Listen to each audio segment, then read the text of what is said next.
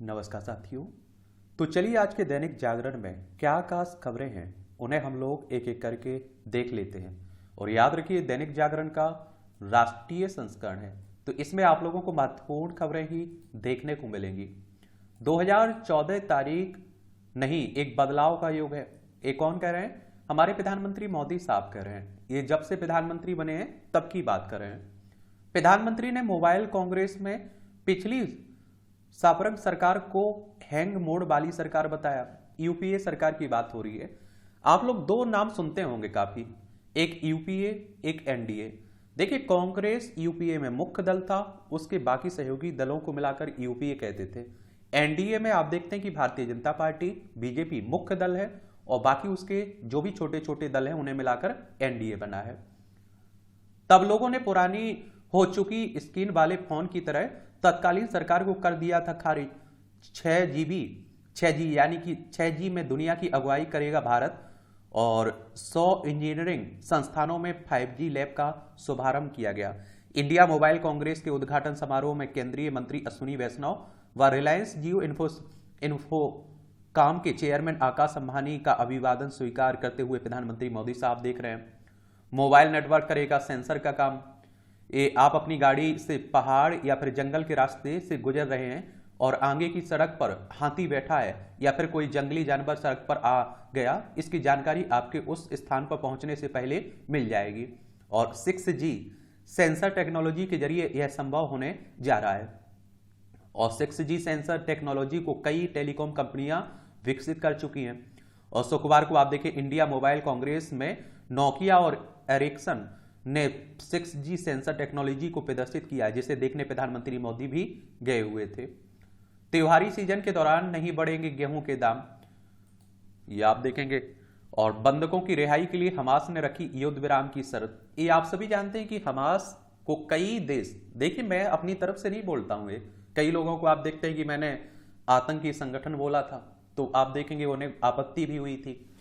देखिए कई देश में पूरा सुन लिया करिएगा आराम से, कई दुनिया के देश हैं जो हमास को आतंकी संगठन मानते हैं और कई ऐसे देश हैं जो हमास को एक आंदोलनकारी और अपने अधिकारों की लड़ाई वाला संगठन मानते हैं, ये याद रखिएगा।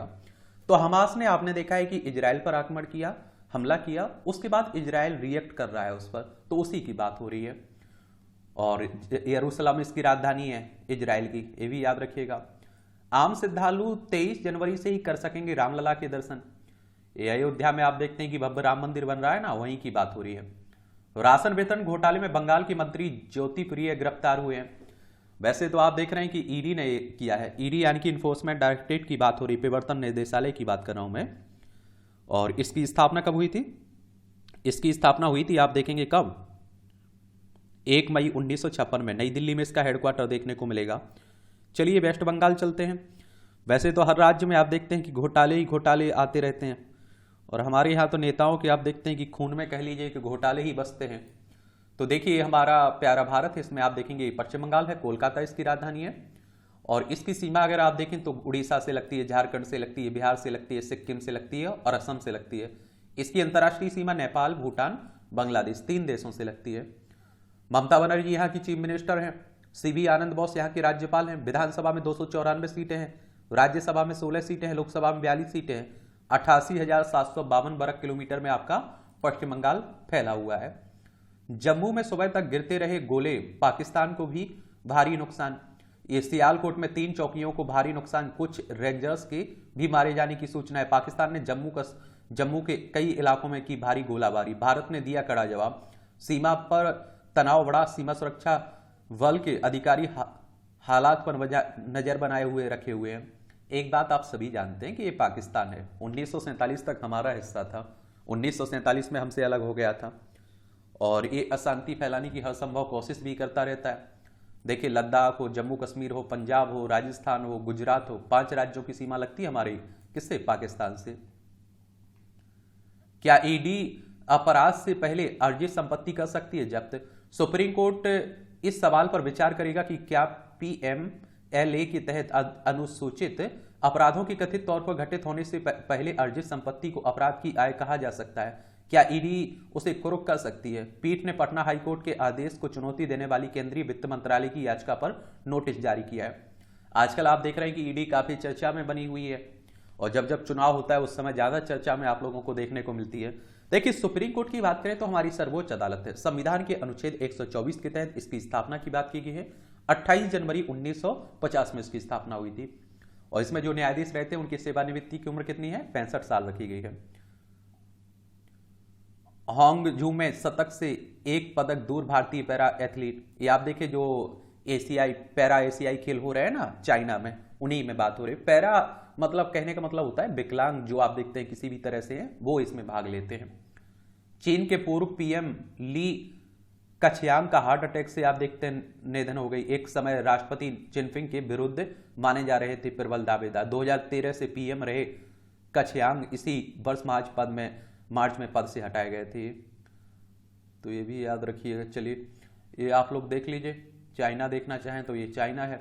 देखिए, लद्दाख हो, हिमाचल प्रदेश, उत्तराखंड, सिक्किम, अरुणाचल प्रदेश, 5 राज्यों की सीमा हमारी चाइना से भी लगती है। हरियाणा कर्मचारी चयन आयोग ग्रुप डी के सीईटी का पेपर लीक। दिल्ली पुलिस ने पेपर लीक कराने वाले गिरोह के 2 युवकों को गिरफ्तार किया है। पेपर लीक कराने में सोनीपत के एक कांस्टेबल की संलिप्तता भी सामने आई है। मैंने आप लोगों से बोला ना कि जैसे तैसे पेपर होता है, फिर आप देखते हैं मालूम चलता है कि वो पेपर आउट हो गया है। तो इससे सबसे बुरा नुकसान होता है, आप देखते हैं अब जैसे आप मेहनत कर रहे हैं, मेहनत से आगे बढ़ रहे हैं, उन लोगों को समझ रहे हैं आप लोग। जो धांधली से जाते हैं उन्हें तो क्या फर्क पड़ता है। ये हरियाणा है, चंडीगढ़ इसकी राजधानी देखने को मिलेगी। और आप देखेंगे कि इसे 1 नवंबर 1966 में राज्य बनाया गया था। बंडारू दत्तात्रेय यहाँ की राज्यपाल हैं। मनोहर लाल खट्टर यहाँ के मुख्यमंत्री हैं। विधानसभा में 90 सीटें हैं, राज्यसभा में 5 सीटें हैं, लोकसभा में 10 सीटें हैं। 44,212 वर्ग किलोमीटर में फैला हुआ है आपका हरियाणा, ये भी याद रखिए। कतर से भारतीयों की रिहाई के लिए हर संभव कोशिश करेगी सरकार। अभी आपने देखा है कि ये आप देखिए, हमारे 8 भारतीय सैनिकों को यहाँ मौत की सजा सुनाई गई है, तो उसी को लेकर बात हो रही है। और आप देखते हैं कि जासूसी के आरोप में आप देखते हैं कि क्या सजा दी गई है। तो भारतीयों के बचाव के लिए विदेश मंत्रालय ने कोशिश शुरू कर दी है। भारत सरकार ने कतर की अदालत के फैसले को बताया अप्रत्याशित। अंतर्राष्ट्रीय अदालत में आप देख भी भारत अपना पक्ष रख सकता है इसके तहत। चलिए, अब आप देखिए क्या होता है। ये आपकी खबर है, राष्ट्रीय राजधानी दिल्ली से जुड़ी हुई है।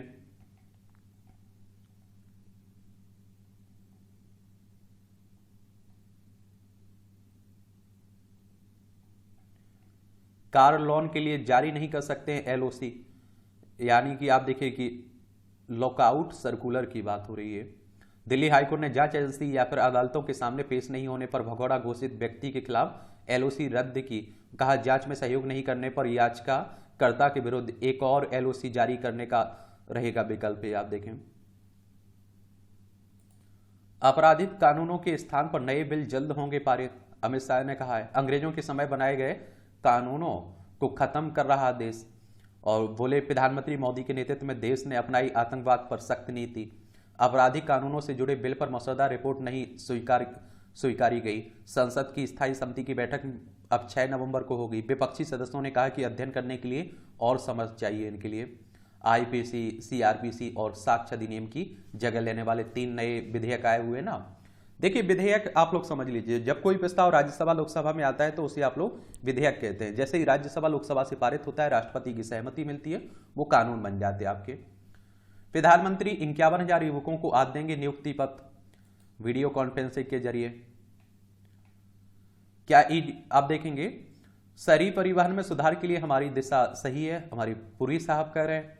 केंद्रीय मंत्री ने अर्बन मोबिलिटी कॉन्फ्रेंस में कहा कि बड़े पैमाने पर योजनाओं की जरूरत है। बोले, मेट्रो में हर दिन सफर कर रहे 1 करोड़ लोग, लगातार बढ़ रही है इस संख्या, आप देखेंगे। और पीएम ई बस सेवा योजना का पहला टेंडर अगले सप्ताह उत्तर प्रदेश ने दिया अलग प्रस्ताव। इसमें रैपिड रेल के एक और कॉरिडोर का काम तेज होने का आसार है, आप देखेंगे। इस 77वें इन्फेंट्री दिवस पर राष्ट्रीय युद्ध स्मारक पर पुष्पांजलि।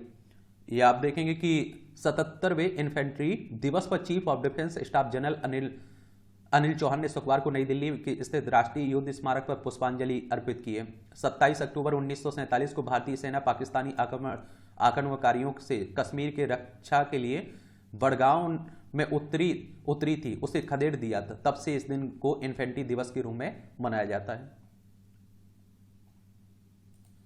बाकी आप देख रहे हैं कि चुनाव का सीजन चल रहा है, तो नई नई घोषणाएं भी हो रही हैं। नौकरियों के भर्ती कैलेंडर से युवाओं को लुभाएगी कांग्रेस। चलिए देखिए, मध्य प्रदेश हो, छत्तीसगढ़, राजस्थान, तेलंगाना और आप देख रहे हैं मिजोरम में चुनाव है। ये विधानसभा के चुनाव हो रहे हैं। एक करवाता कौन है?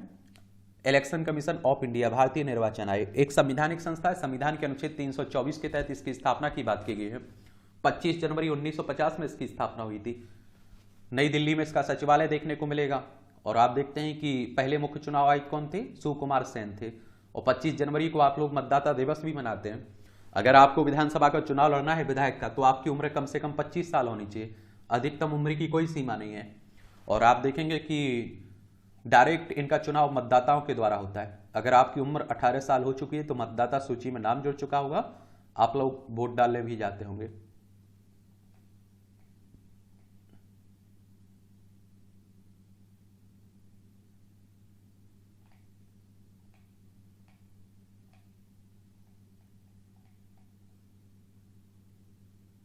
ये आप देखिए, मध्य प्रदेश पर 3.31 लाख करोड़ रुपए का कर्ज, पर चुनावी रैली बांटने में कोई पीछे नहीं है। आप समझ सकते हैं कि क्या हाल है। अब आप लोग कहते हैं कि राजनीति की खबरें पढ़ लिया करिए, बता दिया करिएगा। अब आप देखिए, विजय वर्गीय ने सांप नेवले और कुत्ते बिल्ली से की INDIA की तुलना। जो आप देखते हैं कि विपक्षियों का गठबंधन इंडिया बना है ना, उन्हीं की। तो मुझे लगता है कि नेताओं के बयानों को आप लोग ज्यादा ध्यान देने की जरूरत नहीं है। समझ रहे हैं आप लोग? मजे लिया करिएगा बस आप लोग।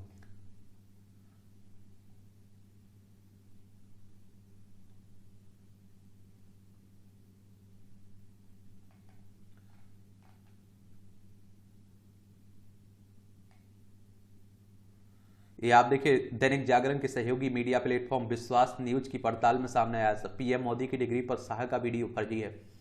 एक कमील 79,991 नाम के एक यूजर ने इंस्टाग्राम पर एक वीडियो साझा किया, जिसमें लिखा हुआ है कि अमित शाह ने सच कबूल करते हुए बताया कि मोदी की डिग्री फेक है। इंटरनेट मीडिया के अलग अलग प्लेटफॉर्म पर कई अन्य यूजर्स ने इस वीडियो क्लिप को समान और मिलते जुलते दावों के साथ शेयर किया है।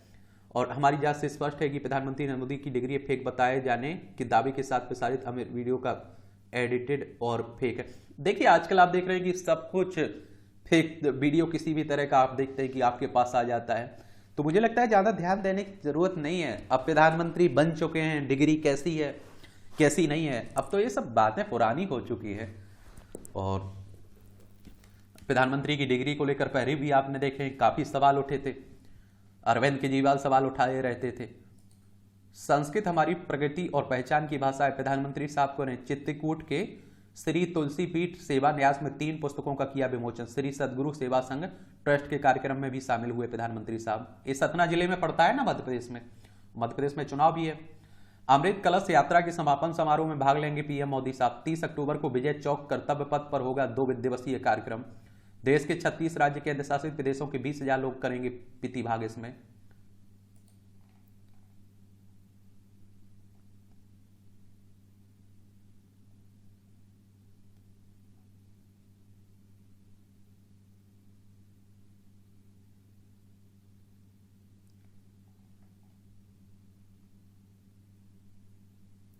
ये सोनीपत में बन रहा है देश का पहला मानव रहित टोल प्लाजा। अत्याधुनिक नंबर प्लेट रीडर कैमरे होंगे। स्पीड और इंसिडेंट डिटेक्शन कैमरा होगा।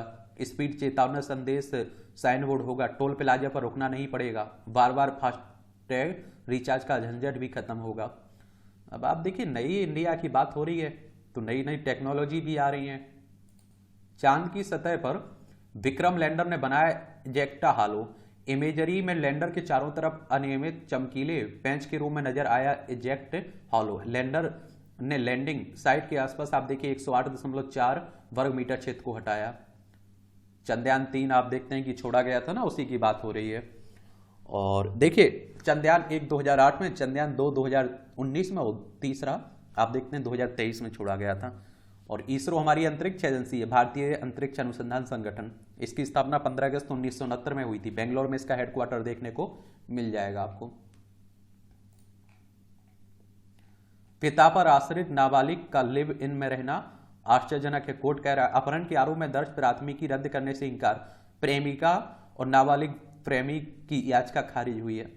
आजकल आप देख रहे हैं कि इस तरह के मामले भी खूब आ रहे हैं, खूब चर्चा में बने हुए हैं।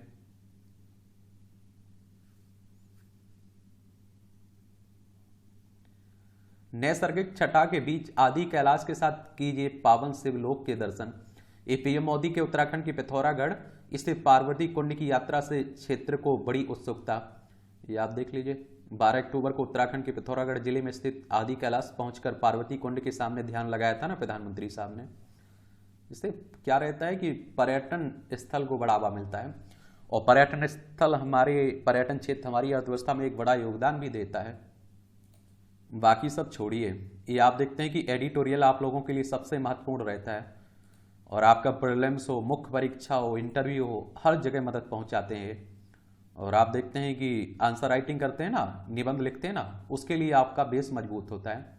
भारत के हित में नहीं है रूस चीन की दोस्ती, यानी कि आजकल आप देख रहे हैं कि भारत और रूस की नजदीकियां बढ़ रही हैं, उसी को लेकर हमारी चिंता भी है। बेल्ट एंड रोड इनिशिएटिव यानी कि BRI चीनी राष्ट्रपति शी जिनपिंग की सबसे महत्वाकांक्षी परियोजनाओं में से एक है। इस योजना का आगाज हुए 10 साल बीत चुके हैं, और इस अवसर पर चीन ने बीते दिनों एक कार्यक्रम आयोजित किया। रूसी राष्ट्रपति व्लादिमीर पुतिन इस आयोजन के मुख्य आकर्षक रहे। हालांकि मॉस्को का BRI से आधिकारिक जुड़ाव नहीं है, लेकिन इससे जुड़े आयोजन में पुतिन की मौजूदगी यही दर्शाती है कि दुनिया के दो निरंकुश शासक किस प्रकार एक दूसरे के नजदीक आते जा रहे हैं। यूक्रेन युद्ध के बाद से खासतौर पर दोनों के बीच गर्मजोशी बढ़ती ही जा गई है, और इस बीच आप देखिए चीन और रूस का पश्चिमी जगत से टकराव और बड़ा है। रूस और चीन के रिश्तों में मौजूदा रुझान का सबसे दिलचस्प पहलू यह है कि इसमें चीन बढ़त की स्थिति में है, और वहीं रूस के साथ संबंधों की शर्तें तय कर रहा है, और संबंधों के स्वरूप का पलड़ा बीजिंग के पक्ष में झुका होने और कुछ बुनियादी मतभेदों के बावजूद मॉस्को को शायद इससे कोई बहुत समस्या नहीं है, क्योंकि लंबे खिंचते यूक्रेन युद्ध के चलते पुतिन की बीजिंग पर निर्भरता बढ़ती जा रही है। और वैश्विक आप देखिए मुद्दों पर प्रतिक्रिया में भी इस साझेदारी की छाप दिखाई पड़ रही है, जैसे कि पश्चिम एशिया की हालिया टकराव पर दोनों देश हिंसा को खत्म करने और द्विराष्ट्र सिद्धांत को लागू करने की हिमायत करते हुए हमास को आतंकी संगठन बताने से बचते रहे हैं। अब आप देखिए रूस और चाइना आतंकी संगठन नहीं मानता है हमास को, और अमेरिका से पूछिए तो वो कहता है आतंकी संगठन है। वैसे तो रूस और चीन दोनों के इजराइल के साथ बढ़िया संबंध हैं, लेकिन इजराइल को मिले पश्चिम के तगड़े समर्थन को देखते हुए वे उस पाले में खड़े होते नहीं दिखना चाहते हैं। उन्होंने ऐसा ही रुख अपनाया जो उन्हें अरब जगत के नजदीक लाता है, और यूक्रेन पर हमला करने के बाद से पुतिन रूस से बाहर नहीं गए, लेकिन BRI के मंच पर उनकी मौजूदगी यह दर्शाती है कि मॉस्को अब अपनी विदेश नीति में बीजिंग को कितना महत्व देता है। कोविड महामारी फैलने के बाद से पुतिन और शी जिनपिंग ने बहुत विदेशी दौरे नहीं किए, लेकिन दोनों एक दूसरे के लिए समय निकाल ले रहे हैं। यह इस दौर के बदलते वैश्विक ढांचे की वास्तविकता को भी दर्शाता है। अमेरिकी सीनेट में मिच मैककोनेल ने चीन, रूस और ईरान को नई शैतान की धुरी बताते हुए अमेरिका के लिए उन्हें तत्कालिक खतरा करार दिया है। और यूक्रेन युद्ध ने जहां रूस की मूलभूत आर्थिक और सैन्य कमजोरियों को उजागर किया, वहीं जिस प्रकार की आर्थिक चुनौतियों से इस समय चीन जूझ रहा है, उससे इस सक्षम प्रशासक के रूप में जिनपिंग की छवि पर भी सवालिया निशाने लगे हैं। और इन दोनों ही नेताओं की देश विदेश में स्थिति कमजोर हुई है, और उन्हें शक्तिशाली देशों की घेरेबंदी का सामना भी करना पड़ रहा है। यह सब एक ऐसे समय में हो रहा है जब अधिकांश देश किसी एक खेमे को चुनने के लिए अभी तैयार नहीं है, और दोनों देशों के बीच आर्थिक संबंधों की नई दिशा निर्धारित करने में यूक्रेन संकट की अहम भूमिका रही है। चूंकि पश्चिम बीजिंग के साथ अपनी आर्थिक सक्रियता पर नए सिरे से विचार कर रहा है, तो रूस ही चीन के लिए निर्यात का नया ठिकाना बनकर उभरा है। रूस चीन के बीच द्विपक्षीय व्यापार सितंबर में बढ़कर 21.8 अरब डॉलर के स्तर पर पहुंच गया है। पुतिन को उम्मीद है कि इस साल के अंत तक यह बढ़कर आप देखिए 200 अरब डॉलर हो सकता है। ऐसा होता है तो आप देखिए यह बहुत अप्रत्याशित बढ़ोतरी होगी। चीन को अपने लिए नए बाजारों की तलाश है और इसमें रूस को व्यापार के अगले केंद्र के रूप में देखा जा रहा है। कम्युनिस्ट पार्टी के मठाधीशों को लगता है कि रूस के सहारे पश्चिम से हुए नुकसान की भरपाई और घरेलू आर्थिक उथल पुथल से निपटने में मदद मिल सकती है। खुद को एक वैश्विक खिलाड़ी बनाए रखने के लिए पुतिन के दृष्टिकोण से भी यह उपयुक्त है और है कि दुनिया की एक बड़ी आर्थिक ताकत कैसे उनके लिए पलक पानवड़े बिछाए हुए हैं। चीन और रूस की इस जुगलबंदी का असर वैश्विक मामलों पर भी सहज देखा जा सकता है। भले ही यह रणनीतिक हो, लेकिन वैश्विक राजनीति को नया आकार देने के लिहाज से पर्याप्त है। चाहे हमास के हमले की निंदा करने का मामला हो या फिर आप देखिए फुकुशिमा परमाणु संयंत्र पर पानी छोड़ने के बाद जापान से सामुद्रिक खाद्य और मछलियों के आयात पर प्रतिबंध का प्रश्न हो, या फिर आप देखिए दोनों देश एक दूसरे के साथ सुर में सुर मिला रहे हैं। रूस और चीन की दो ऐसे देश बचे हैं जो हिंद प्रशांत के मौजूदा समीकरणों को नहीं स्वीकार कर पा रहा है। आर्कटिक क्षेत्र में आप देखेंगे, आर्कटिक क्षेत्र के अतिरिक्त दोनों देश कई क्षेत्रीय एवं बहुमंचीय स्तरों पर भी सक्रिय हैं। वैसे तो यूक्रेन पर रूस हमले का समर्थन करने में चीन ने खासी एहतियात बरती है, लेकिन सैन्य एवं नागरिक साजो सामान की आपूर्ति सुनिश्चित कर उसने रूस की आर्थिक एवं सैन्य संचालन को सुचारू बनाए रखने में सहायता भी प्रदान की है। ड्रोन और आर्टिलरी शेल्स के लिए भले ही रूस को ईरान और उत्तर कोरिया का रुख करना पड़ा हो, लेकिन यह चीन का समर्थन ही है जो यूक्रेन को मदद पहुंचा रहे पश्चिम की चुनौती का तोड़ निकालने में पुतिन को सक्षम बनाए हुए। बीजिंग मास्को के संबंध जिस प्रकार नई करवट ले रहे हैं, उससे भारत के सदाबहार मित्र रहे रूस के साथ उसकी मित्रता की परीक्षा होना तय है। शीत युद्ध की समाप्ति के बाद कई चुनौतियों के बावजूद नई दिल्ली ने मॉस्को के साथ अपने संबंधों को मधुर बनाए रखा। हालांकि ये समीकरण कुछ बदलते दिख रहे हैं क्योंकि रूस का झुकाव निरंतर चीन की ओर बढ़ रहा है। ऐसे में भारत को यह सुनिश्चित करना होगा कि रूस के रुख में एक संतुलन बना रहे। खासतौर से रूस को यह संतुलन चीन के उस रवैये को लेकर सुनिश्चित करना होगा जो भारतीय हितों को चुनौती पेश करता रहता है। लेखक ऑब्जर्वर रिसर्च फाउंडेशन के में उपाध्यक्ष हैं, इनका नाम है हर्ष भी पंत, इनके द्वारा ये आर्टिकल लिखा गया है। और आप देखेंगे रूस एक भरोसेदार मित्र है, ये आप लोगों को मालूम होना चाहिए। जब भी भारत को जरूरत पड़ी है आप देखते हैं कि रूस ने मदद की है। आंतरिक सुरक्षा पर रहना होगा सचेत। ये इजराइल पर हमला करने वाले हमास के गिरफ्तार आतंकियों ने बताया कि उन्हें यहूदियों की हत्या और अपहरण करने के स्पष्ट आदेश थे और इन आतंकियों ने कुछ विदेशी नागरिकों समेत 1400 से अधिक इजरायलियों को मौत के घाट उतार दिया है। इनमें आप देखिए बच्चे, महिलाएं, बुजुर्ग भी हैं। वे 200 से अधिक लोगों को बंधक बनाकर गाजा ले गए। हमास के इस बर्बर हमले के जवाब में इजराइल के पलटवार के चलते गाजा में जो मौतें हो रही हैं उन्हें लेकर अनेक देशों में प्रदर्शन हो रहे हैं। अरब देश फलस्तीन के साथ एकजुटता का संदेश तो दे रहे हैं, लेकिन वे फलस्तीनी नागरिकों को शरण देने को तैयार नहीं है। अमेरिका द्वारा अब्राहम समझौते को आगे बढ़ाते हुए इजराइल और सऊदी अरब के संबंध सामान्य करने की जो कोशिश हो रही थी वह फिलहाल ठंडे बस्ते में चली गई। इसी के साथ पश्चिम एशिया से होते हुए भारत यूरोप आर्थिक गलियारे पर भी संकट के बादल मंडराने लगे हैं और आतंकवाद जिस घृणा पर पलता है उसमें हमास को महारत हासिल है। उसका लक्ष्य इजराइल के अस्तित्व को मिटाना है और इजराइल हमास को खत्म करने को प्रतिबद्ध है, लेकिन यह आसान नहीं है। गाजा पट्टी की सुरंगों में बैठे हमास के आतंकी इजराइल सैनिकों का इंतजार कर रहे हैं और यह वही गाजा पट्टी है जिसे इजराइल के प्रधानमंत्री एरियल शेरोन ने 2005 में आपसी सद्भाव का माहौल बनाने के लिए फलस्तीन लिबरेशन ऑर्गेनाइजेशन के प्रमुख यासिर अराफात को हस्तगत कर दी थी।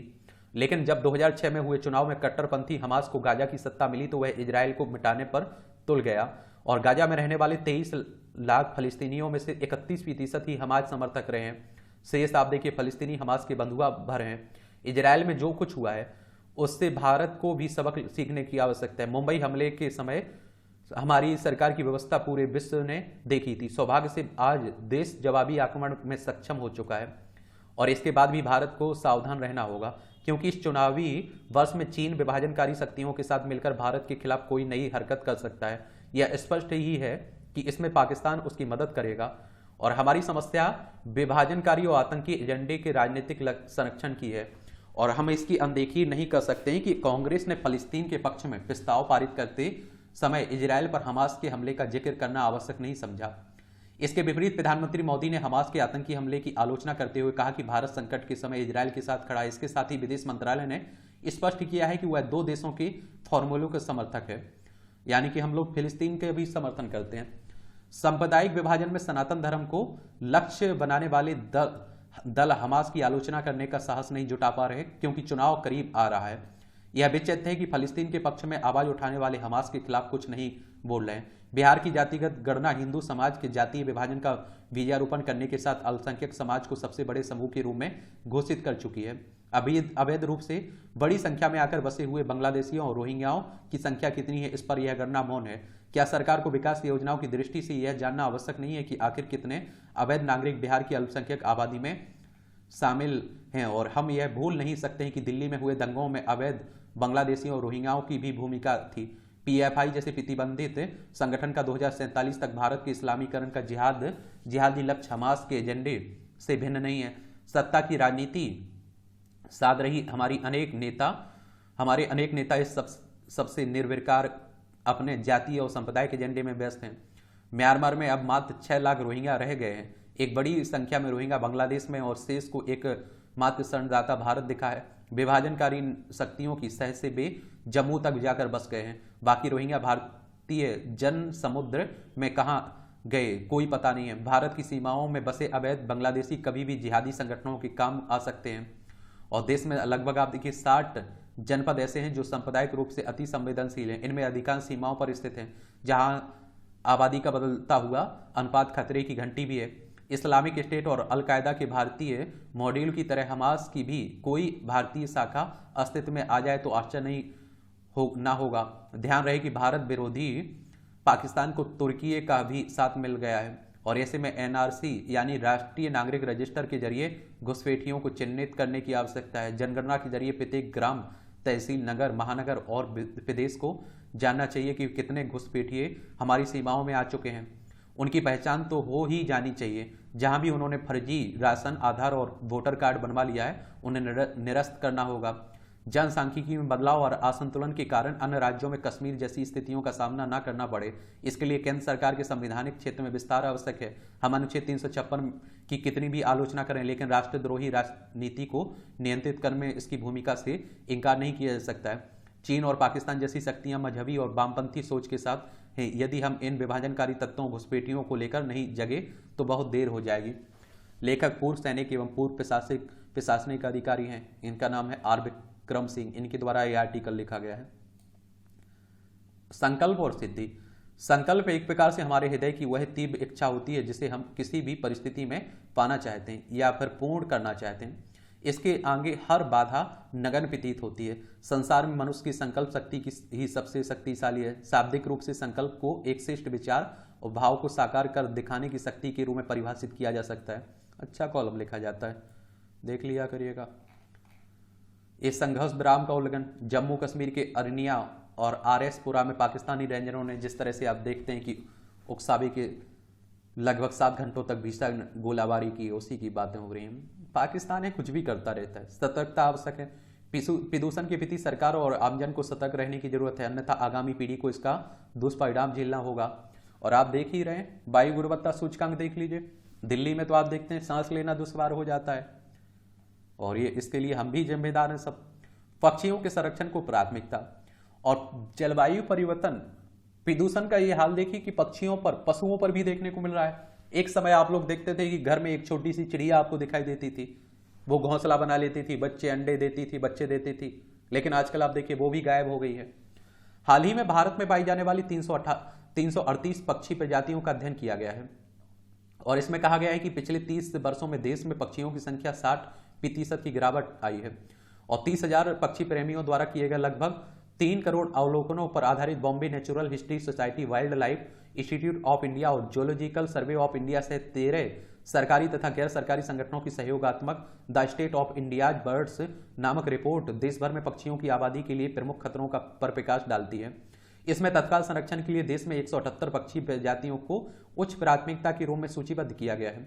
भारत आप देखिए 350 से अधिक पक्षी प्रजातियों का घर है। इनमें से आप देखिए कुछ स्थानिक हैं जो जैव विविधता हॉटस्पॉट जैसे विशिष्ट क्षेत्रों तक ही सीमित हैं। पक्षियों की प्रजातियों में गिरावट का एक प्रमुख कारण उनके प्राकृतिक आवासों का नष्ट होना है। तीव्र शहरीकरण और वनों की कटाई ने उन स्थानों को नष्ट कर दिया है जिन्हें पक्षी अपना घर मानते थे। और वहीं बढ़ते प्रदूषण विशेषकर वायु और जल प्रदूषण ने भी देश में पक्षी निवास पर भारी असर डाला है। उद्योग के जहरीले रसायन और कृषि में उपयोग किए जाने वाले कीटनाशक खाद्य श्रृंखला को दूषित कर रहे हैं और जिससे पक्षियों का जीवन चक्र थमता जा रहा है। पक्षियों की प्रजातियों की गिरावट में रही सही कसर जलवायु परिवर्तन ने पूरी की है। बदलता मौसम का मिजाज, अप्रत्याशित मानसून और बढ़ता तापमान पक्षियों के प्रवास और प्रजनन चक्र और भोजन को व्यापक पैमाने पर बाधित कर रहा है। इन परिवर्तनों के कारण कुछ प्रजातियां अपने पसंदीदा आवास या फिर शिकार को खोजने के लिए संघर्ष करती हैं और जिससे अंततः उनकी जीवित रहने की दर प्रभावित होती है। भारत में पक्षियों की प्रजातियों के संरक्षण में हर व्यक्ति अपना योगदान दे सकता है।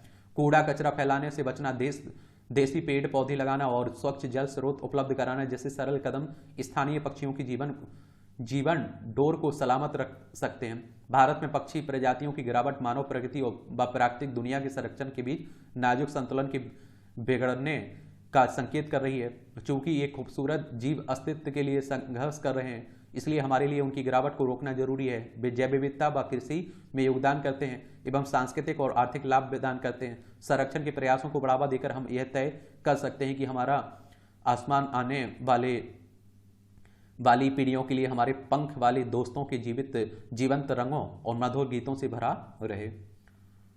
यहां भी छोटे छोटे कॉलम रहते हैं, देख लिया करिएगा। वायु प्रदूषण के विरुद्ध जगानी होगी चेतना। हर वर्ष की भांति इस बार भी सर्दियों की दस्तक के साथ ही अनेक कारणों से दिल्ली एनसीआर क्षेत्र में वायु प्रदूषण का स्तर निरंतर गंभीर होता जा रहा है। वैसे इस समस्या से निपटने के लिए हर वर्ष इस समय तैयारी की जाने की बातें होती रहती हैं, परंतु किसी भी स्तर पर उनका गंभीरता से अनुपालन होता नहीं दिखता है। ऐसे में सामाजिक राजनीतिक स्तर पर एक नवीन चेतना जागृत करने की आवश्यकता है ताकि इस समस्या से समग्रता से निपटा जा सके। पराली निस्तारण की कारगर प्रणाली को प्रोत्साहन देने की बात हो रही है। देखिए, पराली कहने का मतलब है कि जो किसानों की अवशेष बचते हैं ना फसल की, उन्हें जलाने की बात होती है। अब किसानों की अपनी भी समस्याएं हैं। अब आप देखिए कि उनके पास कोई तकनीक नहीं है, उन्हें लगता है कि आसानी होती है कि पराली को जला दीजिए। इससे आप देखिए किसानों को भी नुकसान होता है, पर्यावरण को भी नुकसान होता है, लेकिन क्या करें, सरकार को भी ऐसा आगे आना चाहिए। कुछ विभिन्न प्रकार की अतिथि खरी ये तंज कसा जाता है। लालू की सुधरती सेहत से भाजपा भी उत्साहित है। चलिए, सत्य और तथ्य के बीच न्याय व्यवस्था। नोएडा के कुख्यात निठारी कांड के संदर्भ में इलाहाबाद हाईकोर्ट के निर्णय से जहां इस मामले के संबंध में सत्य और तथ्य उलझे हुए दिखाई दे रहे हैं, वहीं कई अन्य गंभीर मामलों में भी हमारे समक्ष अनेक प्रश्न यथावत खड़े हुए। आप देखिए कि सीबीआई ने जांच की और इन्हें आप देखिए फांसी की सजा हुई। 2006 का मामला है ये। आप देखते हैं कि 19 बच्चियों और महिलाओं के कंकाल मिले थे ना, तो उसी में आप देखिए फंसे हुए थे। अब आप देखिए इलाहाबाद हाईकोर्ट ने बरी कर दिया है, कहा कि साक्ष्य नहीं है इनके खिलाफ। तो सीबीआई ने जांच कैसी की, बहुत सारे सवाल खड़े हो रहे हैं इस पर। ये आप देखिए दुर्गम इलाकों को जोड़ेगा satellite internet. India mobile Congress में जियो लॉन्च की स्पेस फाइबर सेवा, ये आप साफ देख रहे हैं। मोबाइल नेटवर्क करेगा सेंसर का काम। और दूसरी तिमाही में बीपीसीएल को 8,501 करोड़ का लाभ हुआ है। ये सरकारी तेल कंपनी है ना, भारतीय पेट्रोलियम कॉर्पोरेशन लिमिटेड, उसी की बात हो रही। मारुति सुजुकी को 3,717 करोड़ रुपए का शुद्ध लाभ हुआ है। बाइक टैक्सी स्टार्टअप रेपिडो ने कैब बाजार में रखा कदम। सेबी ने 13 लोगों पर 33.81 करोड़ का लगाया जुर्माना। सेबी के बारे में आप लोग बताइए, कब इसकी स्थापना हुई थी, हेडक्वार्टर कहाँ है इसका। 6 दिन बाद सेंसेक्स आप देखिए 634 अंक उछला। 2 आप देखते हैं कि $36 अरब घटा विदेशी मुद्रा भंडार। सितंबर तिमाही में रिलायंस का शुद्ध लाभ 27% बढ़ा। टाटा समूह का आईफोन बनाने का रास्ता साफ हो गया है। अब आप देख रहे हैं इजरायल, वही सब चल रहा है। ये आपकी अंतर्राष्ट्रीय खबरें हैं। द्विपक्षीय, क्षेत्रीय व वैश्विक मुद्दों से जिम्मेदारी से निपटने पर अमेरिका चीन ने किया मंथन। इमरान खान ने जेल में धीमा जहर देने की जताई आशंका। जमानत याचिका खारिज हुई है इनकी। ये पाकिस्तान के पूर्व प्रधानमंत्री हैं। अब इनके साथ कुछ भी हो सकता है। देखिए, पाकिस्तान में कुछ भी असंभव नहीं है, सब संभव है। ये अमेरिका में भारतवंशी छात्रा को यंग साइंटिस्ट चैलेंज में दूसरा स्थान मिला है। श्री प्रिया कल भाभी ने अमेरिका के 3M यंग साइंटिस्ट चैलेंज 2023 में दूसरा स्थान हासिल किया है। ये आप लोग याद रखिए। पूर्व भारतीय राजनयिक की अध्यक्षता में यूएन ने बनाया एआई सलाहकार पैनल। भारतीय विदेश सेवा के पूर्व अधिकारी अमनदीप जेनेवा में निरस्तीकरण पर संयुक्त राष्ट्र में स्थायी प्रतिनिधि हैं। संयुक्त राष्ट्र यानी कि यूनाइटेड नेशंस की बात हो रही। 24 अक्टूबर 1945 में इसकी स्थापना हुई थी। न्यूयॉर्क यूएसए में इसका हेडक्वार्टर देखने को मिलेगा। बैंक खाते की जगह लेगा एलन मस्क का एक्स। सुंदर पिचाई 30 को गूगल एंट्री टेस्ट मामले में देंगे गवाही। इस सर्च इंजन बाजार में गूगल पर प्रभुत्व के दुरुपयोग का आरोप है ना। अब खबरें सुनाएंगे बोरिस जॉनसन। ब्रिटेन के पूर्व प्रधानमंत्री बोरिस जॉनसन अब टेलीविजन में प्रस्तुता और पत्रकार की भूमिका में नजर आएंगे। River of light art festival. Britain की लिवरपूल में river of light art festival के दौरान स्थापना कला के अंतर्गत यूनाइटेड वाई म्यूजिक नामक कलाकृति river of light water front पर एक आउटडोर रोशनी गैलरी है जिसमें स्थानीय, राष्ट्रीय और अंतर्राष्ट्रीय ख्याति के कलाकारों की कलाकृतियां प्रदर्शित की जाती हैं। ये आप देखिए खेल का क्षेत्र है, इसे भी देख लिया करिएगा। वनडे विश्व कप चल रहा है ना। इंग्लैंड की मेजबानी करेगी भारतीय महिला टीम, क्रिकेट टीम की बात हो रही है। राजस्थान इकाई की कुश्ती प्रविष्टियां हुई खारिज। रितिका हुड्डा बनी चैंपियन। रितिका हुड्डा 76 किलोग्राम स्पर्धा में अपनी किताबी जीत के साथ शुक्रवार को अंडर 23 विश्व चैंपियनशिप में चैंपियन बनने वाली दूसरी भारतीय और देश की पहली महिला पहलवान बन गई हैं। भारत ने पाक से खेला ड्रा। गत चैंपियन भारत ने 2 बार पिछड़ने के बाद शानदार वापसी करके चिर प्रतिद्वंदी पाकिस्तान को सुल्तान जोहर कप जूनियर पुरुष हॉकी टूर्नामेंट में शुक्रवार को 3-3 से ड्रा पर रोका है। निशानेबाज अर्जुन तिलोत्मा ने प्राप्त किया ओलंपिक कोटा। स्टार्टअप की ओर पहला कदम। पढ़ाई के दौरान किसी बिजनेस का आइडिया आए तो उसे बीच में छोड़ने के बजाय विभिन्न उपायों से उसकी व्यवहारिकता का परीक्षण करें। चलिए, आजकल आप देखिए सब कुछ सीखा जा सकता है, सब कुछ किया जा सकता है।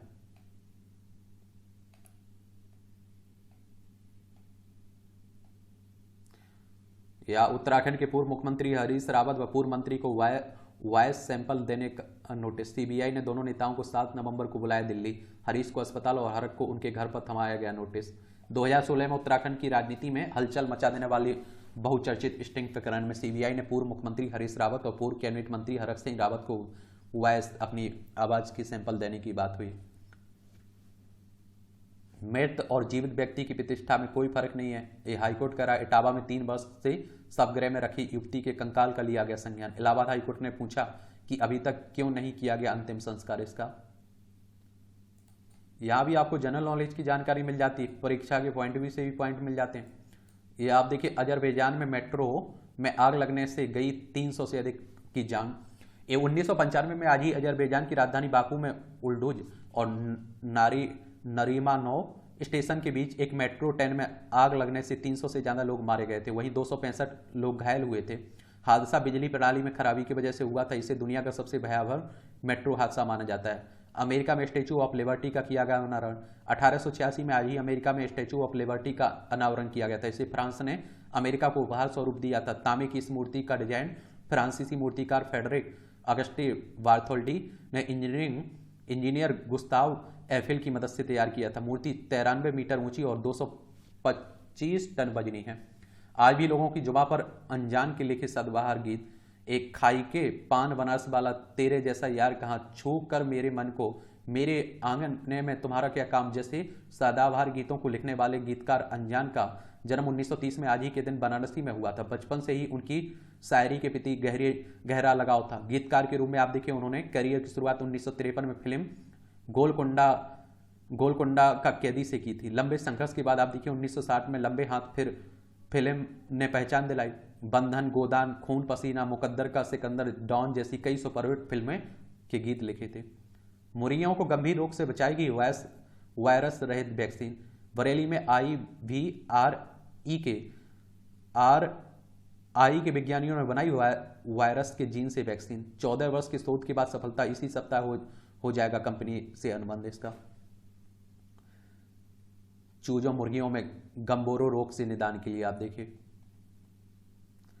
अब कान बताएगा व्यक्ति की पहचान। भोपाल स्थित आईसर के विज्ञानियों ने किया शोध और कान की तस्वीर लेकर किया गया विश्लेषण। व्यक्ति की निजता भी बनी रहेगी इससे, और अभी अंगुली व आंखों का होता था उपयोग, इस तरह होगा अलग। विज्ञानियों के सर अभी फिंगरप्रिंट लेने के लिए उस व्यक्ति को मशीन की सतह पर अंगुलियां और अंगूठा लगाना जरूरी होता था। इसी तरह चेहरे की तस्वीर लेने की उसकी व्यक्तिगत पहचान जैसी महिला पुरुष संभावित उम्र आदि का भी पता चल जाता है। कई मामलों में आप देखिए इसके दुष्परिणाम भी देखे गए। इसके अलग केवल कान की तस्वीर लेने में इस तरह की कोई समस्या नहीं होगी, कान की तस्वीर दूर से भी ली जा सकती। 300 लोगों के कान की तस्वीर लेकर डाटा विश्लेषण किया जा चुका है